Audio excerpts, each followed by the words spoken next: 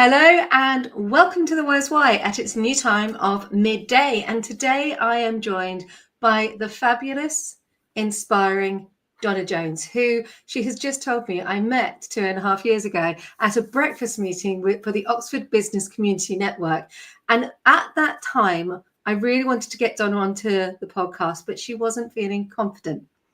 I'm so proud to be celebrating her bravery today. But as usual, the Wise Why is not about me. It is about my guest. So, Donna, please introduce yourself. Yes, so I'm Donna Jones and I am a life coach. I've just started my business, Life Coaching with Donna, and it's there to help inspire people make the most out of themselves. So I've got to ask, because I know your story, but the people in the audience don't. They don't know where you've come from. They don't understand, firstly, what is a life coach? And secondly, what and why did you take the brave leap of faith and set up on your own?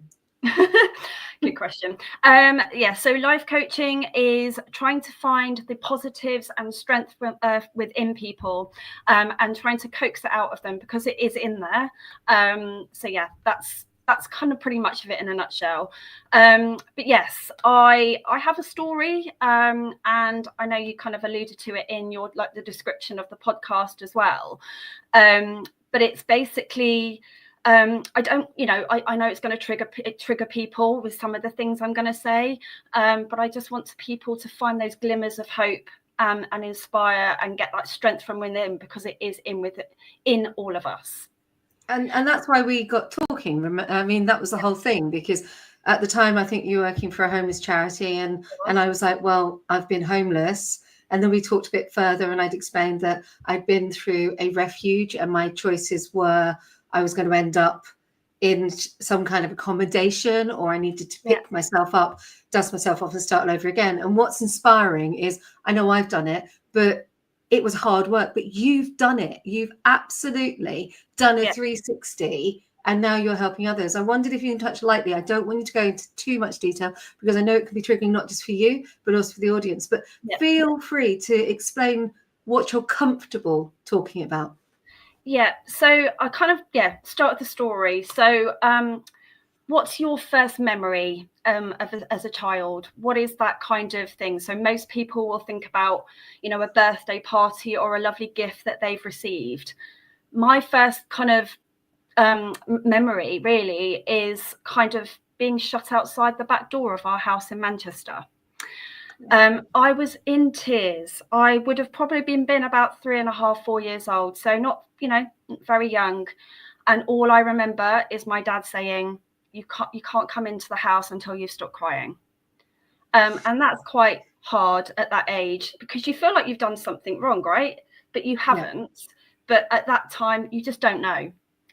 The next kind of thing is kind of waking up. Next memory of mine is probably waking up and just hearing shouting, ornaments crashing down the stairs, and my dad just absolutely in a rage, and just kicking it into the garden. And then he went off to work, and all I remember is just sitting with my mum and my older sister, just absolutely in tears. They were in tears.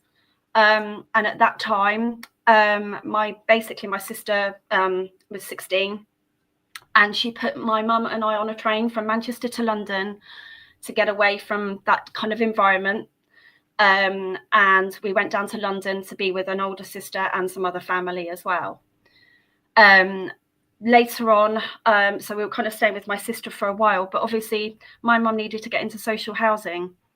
So the only way to do that was to become officially homeless, and I say that in speech marks. So we went into a hostel for about 6 weeks, and I would have been about 6 by this time. And I think we had this conversation the other day, and it's remembering like what you remember at that time. And all I remember, very kind of childlike probably, is eating Cocoa Pops for breakfast. That was my thing. Don't know why I remember that, but it's just one of those kind of little things in your mind. But I also just remember this kind of the smells, and I think that's kind of what kind of one of the most things that you kind of remember is those smells. So I just remember having like that kind of strong chemical smell, but also a very strong curry smell. Don't know why, but it was just those kind of those things. Anyway, we stayed in there for 6 weeks, and we eventually moved into a flat in West London, and it was a council flat, and I ended up living there for about 20 years. So we kind of got settled by that point, but it was hard for my mum having to go through that, hard for family to see us having to go through that situation, but we had to get that housing, really. Thank you for sharing that. And that's a really interesting thing, because when I first came back down from Scotland and came back down to England and started telling people, so I might talk about it now, but I didn't talk about it openly for 20 years, but my friends all knew, and they were mortified. Mm-hmm. They were they apologized. I remember the apologies, and me constantly saying, please don't apologize. I didn't ask for your help. I didn't know how. Please don't apologize. And it's a funny one, but thank you so much for sharing that, because you are right. It is the smells. Even though I was thinking about how tidy my house is, and it's not that I'm obsessed about tidiness, but I don't like mess. And the reason I don't like mess is because the washing up would be left on the side.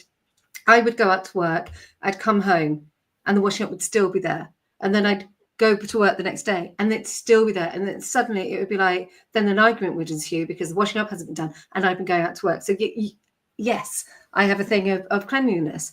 So, I totally get that, because I have the same thing. And I mean, this is a very different why, because obviously we've both got a similar situation. And it's interesting what you said about how you had to become technically, in inverted commas, homeless. Yeah. Because that's actually quite an important thing, because people getting out of a hostel is not easy. And that I want to go circle back, because you've helped people do that transition, haven't you? Yeah, no, I do. And it's, I just want to kind of help people. That's my main aim in life, is just trying to, kind of touch upon it and keep repeating myself, but it's trying to help people find that strength within themselves. I've got friends and family with mental health, and it's just trying to help them find those positive glimmers in life, really. So you 20 years in West London, you're now in Oxfordshire. Can you talk about that journey? Because you've done quite a lot, and now you're a life coach, but you don't just suddenly up one day and come out to rural Oxfordshire. So I wondered if you could talk about that period of time between being in your 20s, living in West London, to where you are today.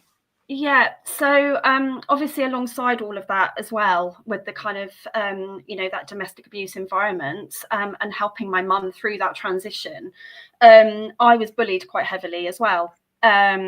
So obviously moving schools, I think I went to about 4 primary schools, and obviously being that new child in school, you're going to be picked on, shy person, because I didn't know anybody. Anyway, I ended up at that kind of 4th and final primary school, and things were working out, things were okay.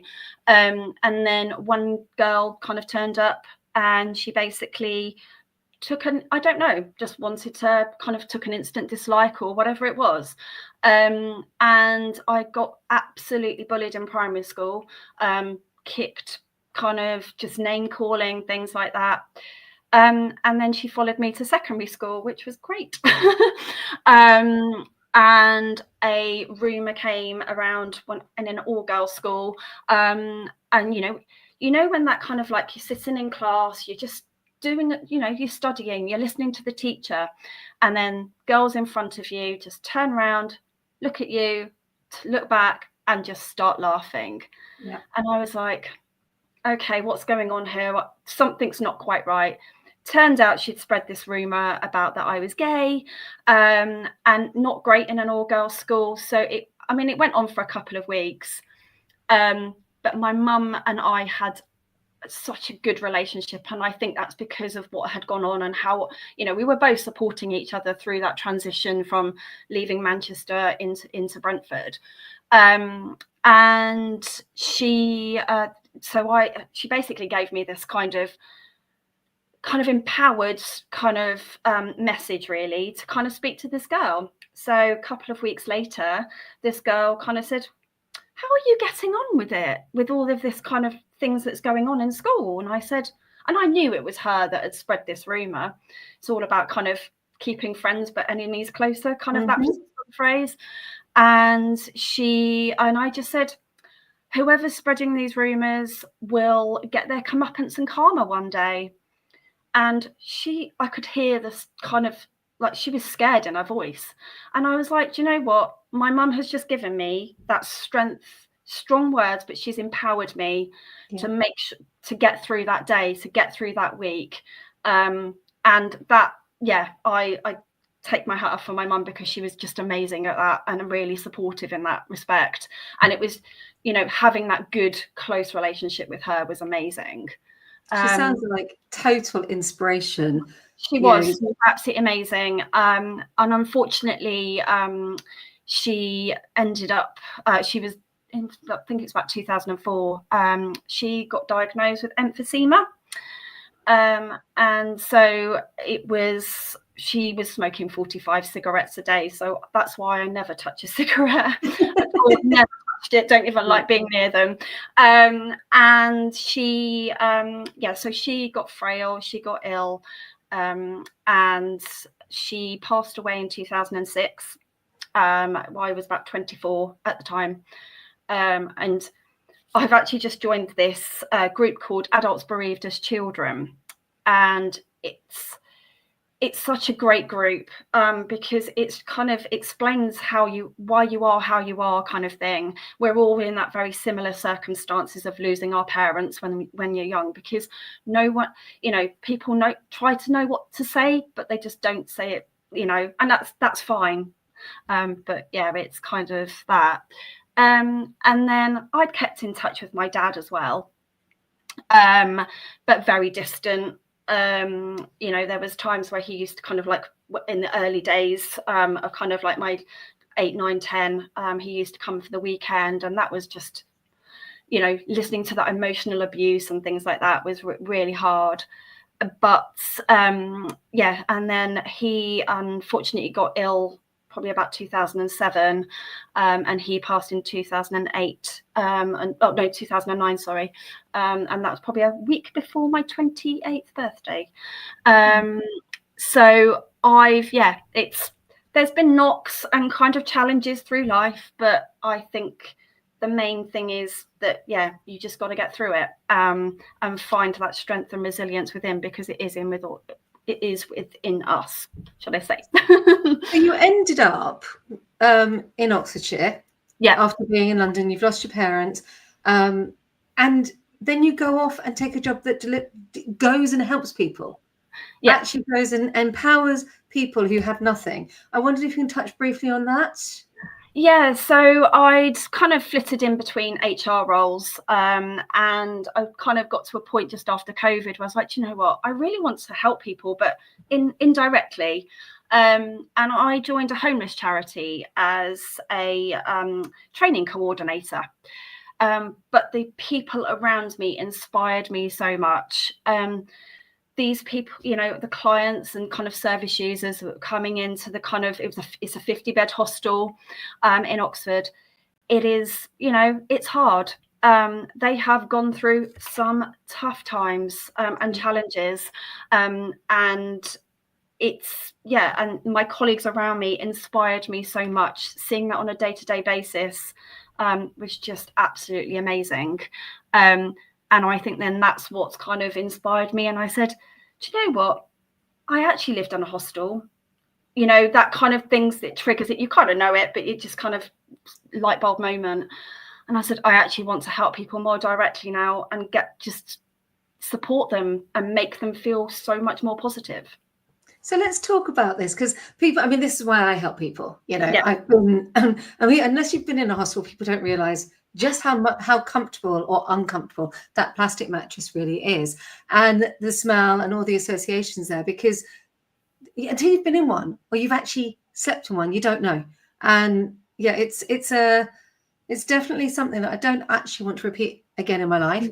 But I will say that we're all one or two steps away from being homeless. And that's the one thing that we can't take anything for granted. It was 2 moves and suddenly I had lost everything. And it was as simple as that. Two simple moves. And it was like a game of chess. I could see it happening. I couldn't stop it. And there was nothing I could do. So unlike you, the first time, I ended up living in a tent and various other, friends for laws and goodness knows what else, people helped. But what I want to now talk about is how you got to becoming a life coach and the kind of people that you help. Yeah. Now, I've seen you at work and I know how amazing you are. But I'd like you to expand a little bit about that, because you don't just suddenly go, I'm going to be a life coach. There's a bit more to that, isn't it? Yes. I think it was kind of a few months worth of a good support network around me, and some friends going, Donna, you're amazing. You just need to go and help people.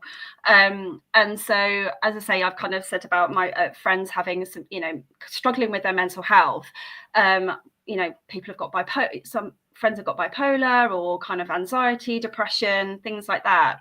And it was just over that kind of few months, probably from the Christmas of last year to June, when I left the charity, where I just went, okay, let's do this. I can do this. I don't want to do the counselling and go back to kind of, dwelling on people's kind of, why things happen. We want to move forwards in life, and we need to kind of grasp those things, and just, trying to find those glimmers of hope in people. It's, I suppose it kind of was over a period of time, but at one point I just went, that's what I'm going to be. And I went out and did it. I left the job with no other job to go to. I was like, right, going to take a couple of months reset. Let's work this out. And went off and did some training courses, and I launched my business in October last year. And let's talk about launching. People just assume that you just, like, I don't know, you flip up this is going to sound really flippant when I say this, but you whack up, no, I can't say that. You put up your website, you go to social media, you go to LinkedIn, and you put a couple of posts up, and hey, you're in business. It's not quite like that, is it? No, it takes work, and you kind of go, I've sat back and gone, have I actually really done all that? I've created my own website. I've set myself up as self-employed. I've done my courses. It is what it is, but I just kind of, I suppose I say it flippantly as well, because I'm my own worst enemy, and just go, well, I didn't really do all that, but you have. Yeah. So what's been the biggest learning curve on going from being employed to launching your business? What's been the biggest thing that you think you've learned? I think you've got to be a Jack or Jill of all trades, haven't you, in this business? So you've got to know for your finance, your marketing, your business side of things, and sales. I suppose it's kind of going, do you know what? I have done that. I can do it. I've had some kind of thoughts in the past of what I've wanted to do. I loved interior design at one point. I loved photography at one point, but I liked doing them, but it wasn't my passion. And I think that's what's driven me forwards into this day, is the passion of going, right, let's do it. We can help people, and this is what I want to do in life. And what's the one bit of the business that you can't wait to outsource? My website. Maybe my social media. But I think also it's being on camera. I attended your workshop with Jill back in, I think, that was in October. Yeah. And I was like, do you know what? I've got to get on camera. I don't like it. I don't like seeing myself on camera. I don't like hearing my own voice. But do you know what? The only way to publicize myself is that I've just got to get on with it. Got to get on and do it. And here you are. and that's the thing. I remember when we started the workshop, and I came to you, and your face when I said, so you're going to be brave, and you were like, it's like, I think you went bright red. If I'm really honest, I think you went bright red, and you looked away, and I went, we're going to do this. This is a safe space. Yeah. This is a completely safe space where you can fail or you can succeed, and it doesn't matter. But you nailed it. Well, and I don't think you realise this.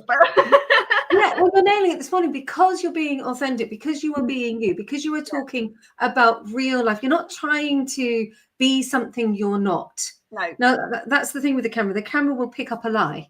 Yeah. And it really does pick up a lie. And so if you're trying to be what you're not, it's slightly different with your acting, because you step into that character and you become that character. And that's where a great actor looks amazing on camera, because they genuinely are being that person, walking that way. And that's why when you try to be what you're not, the camera goes, it's a bit fake, isn't it? Don't like that. And that's where you can come across as insincere, but you're not. You're coming across as you, who are amazing. So I know you've had some incredible support along the way. So I wondered if you could talk about the people who've supported you and why they've supported you. Yeah. So my two older sisters are absolutely amazing. They're kind of like my mothers, I suppose. They're 12 and 16 years older than me, and they've looked out for me right from kind of obviously time back when I was 4 kind of onwards, and still to this day, and I wouldn't be without them. I absolutely love them to pieces. I have got probably 3 very close friends. I've got a good kind of network, and I think that's really important, of having that support network and having some good friends where you can just help anything to, and they don't judge. And I've got 3 friends that are completely like that. One that helped me with makeup the other day, because I'm not very good at makeup, so I borrowed her makeup for today. I think that's really important. I've got my husband as well, who has supported me financially, mentally, emotionally for the last kind of 16 years if we've been married. I think just without those people, it's absolutely, they're amazing. It's just brilliant. So if you could say something, because one of the things that we all have to do is we talk about going back and embracing that little child, the child that was the child of hurt. I'm wondering, what would you say to your 8-year-old self? You've got it. You can do this. You can get through it. I've got kind of a couple of mantras in life, and that's having that kind of positive mental attitude. Some days life's going to throw some stuff at you, because that is life. And it's all about, you can hibernate and cry. That's what I do that. And you're allowed to, but it's all about picking up your, just not dwelling on it, and picking yourself up afterwards, and getting up the day after and just going, right, come on, let's do this. We can move forwards. And I think it's just, saying to that kind of younger self, it's fine. Just be who you want to be. Keep going, because you've got this. Brilliant. So the tables get turned now, and I've spoken a bit about what's happened in my life, but the tables get turned. So you get to throw a question at me, because you've been in the hot seat for about 25 minutes. So as usual, I don't know what it's going to be. So off you go. I do slightly dread this bit, I will be honest. Yeah, I'll go easy on you. It's fine. So as I say, I've got 2 mantras in life. So always forgive and never regret, because I think that forgiveness is important, and it's not just because you can condone what that other person is saying and is doing. It's about helping yourself and getting through that and moving on, and not letting them kind of get to you. Never regret, because I think things happen for a reason. And I also positive mental attitude. So they're my 2 mantras, and I'd like to kind of hear yours. So I've got quite a few, of course, because the way I've gone in life and the things that I do. So I have one that I use regularly for my daughter, which is the acronym ACT. And what that is, and it is a really important mantra, and it's really interesting that I'm going to talk about it now, because I didn't know that this one was going to come up. But that means adult, child, together. So what that means is when you're getting frustrated or angry, now I've turned this into my own aim, which you know about, but adult, child, together inspired me to create AIM. But what it means is that you recognize your own emotions. So when you've got that situation, your child is, or your husband, or your work colleague is absolutely doing your, driving you mad. I'm trying to be politically correct here. I'm failing miserably. But gets you to the point where you are really, really frustrated and angry, then you recognize your own emotions first. So you take care. It's that oxygen mask moment. Adult emotions first. Recognize how you're feeling. Then you go to the other person, you go to the child. And then together you can move on. So I'd recommend that regularly. I've got the hurrier I go, the behinder I get, because anyone who's met me will know I'm super fast. It's not very good at slowing down. And so I have to remind myself that if I keep going at this pace, whilst my head might be over there, my bottom is still like following me. And so I have to slow down. So slow down, take it easy, take deep breaths. So that's another important one. Pick yourself up, dust yourself off, start all over again. Good words from Dorothy Fields. Music written by Jerome Kern. Absolutely love that. The reason for that is because we all get down, we all hit rock bottom. And then I've got my Alice moments. So I'm doing one right now where I'm just going to jump on the surfboard or jump down the black hole, and I've got no idea where I'm going to land, but I'm going to have fun along the way. Don't be afraid to fail and fear. So face everything and rise. So I've got so many, but the big thing, I told you I've got so many, but the big thing for me is I can't forget everything, but I can forgive. And for me, forgiveness is powerful. I've had some really terrible things happen. Not with my beautiful husband now. He's amazing. And I am the luckiest woman alive. And I have a beautiful daughter. But at points in my life, it's been truly appalling and truly horrific. And I've got a posh accent, so you wouldn't expect that. And so forgiveness is something really important to me, because I forgive everybody who has hurt me.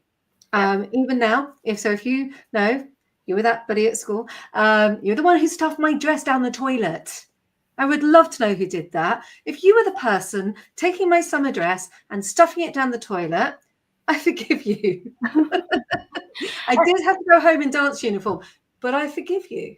And it's true. I've alongside of this, I'm trying to write a book. There's a book within me somewhere. Of how that kind of comes to a self-help book. And actually, I wrote a little letter back to my bully. And I said, I forgive you, because if it wasn't for you and the things you did, I wouldn't be the person I am today. It has given me strength. And I completely and utterly agree with forgiveness. It is very hard to do, but you've got to do it, because it can manifest in the body in so much negative ways, and you've got to do it. It's important. It's I go back to my Christian. I'm not Christian now. I'm spiritual. I'm being very clear on that. But I was brought up Christian, and it is about you turn the other cheek. Well, I don't quite do that, but I do forgive. Forgetting, no, because I will always be there, but I do forgive. I don't know what to say. That's 30 minutes. I bet. How do you feel? That's actually what I want to ask. To wrap up this, I want to ask, how does it feel doing your first ever podcast? I didn't think I'd ever do it, but here I am, and I've done it. I mean, I was nervous, but, I did a dance around the living room beforehand, which is one of my things I have to do when I get anxious. Did some breathing. I think it just proves that anyone can do whatever. If they set their mind to it, they can do it. And that's what we're here for, right? Yeah. Mindset is the most powerful thing we have. How we think and how we act. It's just absolutely the most powerful thing. I can't thank you enough for giving up your time. Thank you so much. Told you, it's really quick. I'm now going to end the stream, and thank you so much for your time. Thank you.